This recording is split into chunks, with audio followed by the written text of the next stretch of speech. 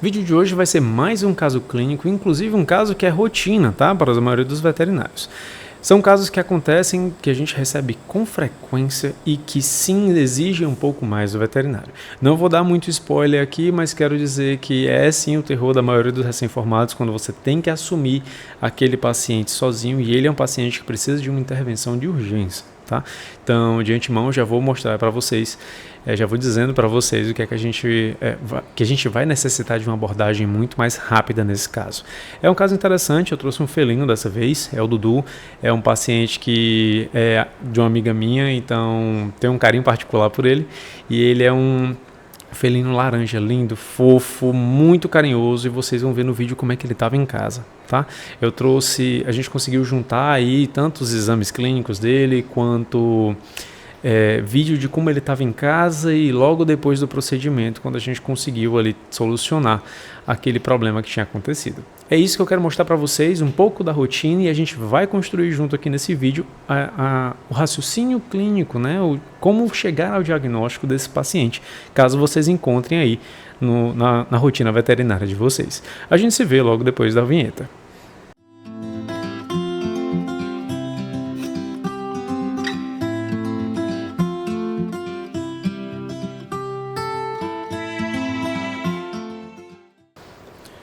Bom, pessoal, esse é o Dudu, tá? Eu vou mostrar o caso clínico dele aí pra vocês. Esse é o nosso paciente. Nosso paciente, ele é um paciente felino, tá? Macho, sem raça definida, com 2 anos, em torno de 5,5 kg de peso. Na anamnese, a tutora fez questão de dizer que ele não estava com um comportamento normal, que era esperado dele, em relação a dificuldade para urinar também estava presente, não somente isso, o pouco de urina que ele fazia, ele estava começando a fazer em vários pontos da casa e não somente isso, com a coloração mais alaranjada. Isso tudo é indicativo de um problema urinário, tá? Por ser felino, por ser macho, a gente já tem uma noção do que pode ser. Eu sei que vocês já têm suas ideias, mas vamos aguardar para a gente ver o caso clínico do paciente. A gente não pode simplesmente chegar e dar um diagnóstico só porque viu um sinal clínico, tá bom? Vamos acompanhar aqui para ver o que é que tem mais. Em relação ao paciente também, está deixando de comer, está deixando de brincar, que era o normal do paciente, e realmente o comportamento dele não é esse. Ela frisou bastante e eu trouxe o vídeo de como é que ele estava, tá? Ela fez questão de me mandar o vídeo e eu faço questão também de mostrar para vocês. Esse era o paciente em casa, tá? Com dificuldade respiratória, não somente a dificuldade respiratória, ele também estava apresentando a taquipneia, vocês podem perceber a respiração bem mais acelerada e essas contrações abdominais bem fortes. Isso tudo é indicativo de dor. O paciente ele está mais deprimido, ele provavelmente vinha há alguns dias já se debilitando pelo fato de ter menos estímulo para comer, não estava bebendo água o suficiente, isso tudo só pode agravar aí um possível quadro renal. O paciente a gente não tem um histórico, tá? Por ser de 2 anos ele não teve outros problemas assim, essa aqui foi a primeira vez que ele veio apresentar algum problema característico do tipo, e é um paciente aí que a gente deve ficar atento a principalmente outros sinais. A gente vai agora para o exame físico.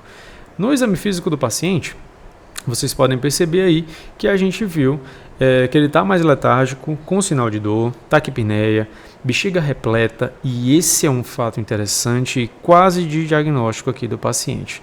Baixa responsividade, linfonodos reativos e ausculta cardiopulmonar limpa. Além disso, o que é que você pediria aqui num caso desse? Eu vou pedir um exame de sangue. Sim, padrão, principalmente para a gente ver se está se tratando aí de alguma infecção concomitante, certo? Em relação a outras solicitações, o que é que você pediria também? Alguns bioquímicos são necessários, como a gente tem ali a tendência a ter um problema renal, vamos pedir a creatinina e vamos pedir também a ureia. Quero ter uma noção de como é que está o quadro renal, pelo menos mais básico desse paciente, e eu vou pedir também um ultrassom. É de praxe a ultrassom, e a ultrassom aqui é de urgência. Pessoal, mesmo que na clínica vocês não tenham acesso a uma ultrassom de urgência, sim, se faz necessário, sim, solicite, tá? É preciso ter exames de imagem que comprovem aquilo que a gente está suspeitando, porque só os exames de sangue em si a gente não vai conseguir talvez em tão pouco tempo. Alguns laboratórios que, diga-se de passagem, eu gosto mais, eles entregam resultados com bastante rapidez, em torno de 2 a 3 horas. Então, são laboratórios em que eu confio e que eu sei que o resultado, além de fiel, ele vai sair num curto prazo de tempo. Mas é sim necessário se fazer uma ultrassom para esse paciente. É isso que eu quero frisar aqui para vocês, e nesse caso a gente tinha, tá? Inclusive, nessa clínica trabalham 2 colegas minhas, mas uma delas estava lá presente no dia e a gente já conseguiu fazer. Pessoal, o que eu tenho para trazer para vocês desse primeiro resultado aqui de exame, ele está com a aparência de estar muito desidratado. Por que eu digo isso? Porque normalmente o organismo ele não produz tantas células assim, bem acima do limite, vocês conseguem ver aqui nos valores de referência. Então, é algo que o paciente ele não pediria ao organismo para produzir bem mais do que seria o necessário. Então, na verdade, ao invés de você ter a presença de células demais, o que você tem, na verdade, é um líquido de menos. Você tem pouca água no sangue, que é um indicativo de que sim, ele estava ingerindo pouca água por conta da condição em que ele está, e ele está tendo uma perda ali significativa. No começo, com a urina mais alaranjada, e agora com algum tipo de problema renal, que pode estar associado sim a essa desidratação. Pode ser a causa dessa desidratação, mas vamos guardar essa informação para a gente. A respeito do restante do hemograma, não estou vendo nenhum tipo de complicação muito mais séria. A proteína também, ela só vai ser bem fidedigna se no segundo hemograma que eu fizer com 24 horas ela der realmente bem mais estável. Plaquetas, eu não estou vendo uma perda significativa, está acima do limite mínimo. E vamos para o resultado do leucograma. O leucograma deu sim uma leucocitose. Tá? Eu tenho segmentados aí muito mais altos do que seria o mínimo adequado. Eu tenho eosinófilos aqui com uma certa presença, mas ainda dentro da normalidade. E tenho também linfócitos típicos, junto com presença de monócitos. Essa parte aqui de linfócitos típicos e monócitos pode ser um indicativo, sim, de uma lesão tecidual em que o organismo está tentando combater. Vamos guardar essa informação também. Bioquímicos. Temos a parte de ALT e AST dentro dos valores normais. A creatinina está um absurdo de alto. Quando a gente fala que a gente pega alguns casos em que realmente são muito impressionantes na clínica, um paciente felino com 16 de creatinina, sim, é muito preocupante. Vinícius, a gente tem que tratar com um especialista. Sim, esse animal foi chamado um especialista no momento que a gente vê essa creatinina com 16, tá? Existe sempre aquela parte de resistência do tutor, o internamento já é um procedimento que é muito caro, manter o paciente em tratamento também, mas ela foi consciente, chamou, e aí a especialista fez alguns comentários que daqui a pouco eu vou dizer para vocês, não vou entregar agora, vamos continuar com os exames. Em relação à ureia está perto do limite e a fosfatase alcalina sim está aumentada. A parte de fígado, pelo exame de sangue, está saudável. A parte do rim está realmente sofrendo algo mais agudo. Pode ter a fosfatase alcalina alguma coisa a ver com o fígado também? Pode. Quem é que confirma isso para a gente? O ultrassom. No segundo momento, com o resultado do ultrassom, nós tivemos uma hepatopatia, tá? Hepatopatia leve. Pancreatopatia, que sim pode justificar o início do quadro inflamatório desse paciente, que levou a ele chegar ao quadro em que ele se encontra, ao quadro em que ele se encontra hoje. Rins hiperecóicos, temos sim, agora mais do que confirmado, que chamar um especialista para acompanhar o caso. E em relação a cistite, microcálculos, urolitíase, temos sim urolitíase, temos pedra aqui na bexiga. E aí? Com base no que a gente viu, o que é que vocês acham que esse paciente está apresentando? Tá? Vamos juntar as informações. A gente tem cistite, pancreatopatia, hepatopatia leve, temos ali alterações e temos presença de cálculos dentro da bexiga. Pessoal, a gente viu algumas alterações renais, o ideal é chamar um especialista para fazer o acompanhamento, mas desde já você como clínico já pode fechar um diagnóstico ali de uma cistite por conta da confirmação da imagem e também de uma nefropatia, algo que deve ser acompanhado, são 2 casos que estão associados e logo mais a gente vai ter esse diagnóstico fechado aí junto com vocês. Não cheguei a colocar para vocês ali no resultado do ultrassom, mas logo depois a gente fez e confirmou. Tinha sim uma obstrução uretral. Pequenos microcálculos que vão se acumulando, fazendo os sedimentos ficarem maiores e aí acaba obstruindo a via de saída de urina do paciente. Por isso aquela movimentação, por isso aquelas dores que ele estava apresentando. Em relação ao paciente em si, o procedimento ambulatorial se faz necessário. Nós temos um quadro de desidratação moderada, hepatopatia e pancreatopatia que merecem sim atenção, principalmente quando a gente está falando de um felino, e a cistite, dentro daquelas condições apresentadas que estavam causando a inflamação do paciente. Primeiro de tudo, isso aqui é um caso para internação, então não deixe de solicitar a internação desse paciente, mas temos aqui principalmente como tratamento a parte de desobstrução de urgência. Eu sei que é um procedimento que para alguns de vocês pode assustar, principalmente quando você vai assumir um procedimento desse sozinho, mas é algo que é comum da clínica. Tá? Se você não consegue fazer esse procedimento, tente acompanhar algum outro colega seu que sabe fazer o procedimento. Não é um procedimento tão complicado assim, não é tão complexo, na verdade, a palavra é essa, mas precisa-se de muita atenção, principalmente quando a gente fala de sedação de um paciente que já está debilitado. Tá? Então, existem cursos, existem materiais e principalmente se você gosta de aprender acompanhando um outro colega seu, peça para o colega seu avisar quando tiver um procedimento. Vamos fazer essa comunidade da veterinária se ajudar mais e aí assim a gente consegue cuidar melhor da vida de quem realmente importa, que são os nossos pacientes. Vamos voltar.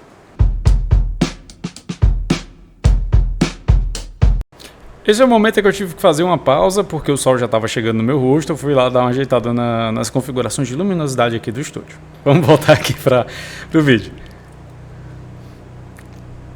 Além da desobstrução, nós temos também ali o tratamento sintomático e principalmente reposição fluídica, tá bom? Vamos fazer uma fluidoterapia no paciente para ele se recuperar. No momento em que a gente tem a desobstrução feita, a gente tem um alívio do paciente e aí a gente consegue repor a volemia. Óbvio que não tem como eu manter esse paciente numa fluidoterapia por muito tempo se eu ainda não conseguir fazer a desobstrução ou se eu não tenho certeza de que ela vai ser realizada. Isso seria maldade, você injetar fluido num paciente que não tem como eliminar aquele fluido, tá bom? Deixa a filtração acontecer, vamos dar uma aliviada no rim para a gente conseguir manter ele na fluido por mais tempo. Isso não significa que você vai fazer o procedimento de sedação sem o paciente estar acessado na fluido, tá? Olha lá o que você vai fazer. Bota o paciente na fluido para o procedimento, mas só garante que ele vai passar repondo aí durante muito tempo a reidratação dele se ele estiver desobstruído. Por conta da pancreatopatia, a gente vai precisar fazer o manejo alimentar adequado desse paciente e principalmente dar um suporte para o fígado, porque ele é quem vai metabolizar boa parte dos fármacos que a gente vai utilizar aqui na rotina do tratamento desse paciente. Então eu preciso de um fígado funcional. E aí, Vinícius, você disse que ia mostrar o paciente logo depois que fizesse o procedimento. Como é que fica um gato logo depois de ser desobstruído? Vocês viram ele obstruído antes, com dor, sem se mexer direito. Olha a diferença da qualidade que você pode promover para um paciente desse.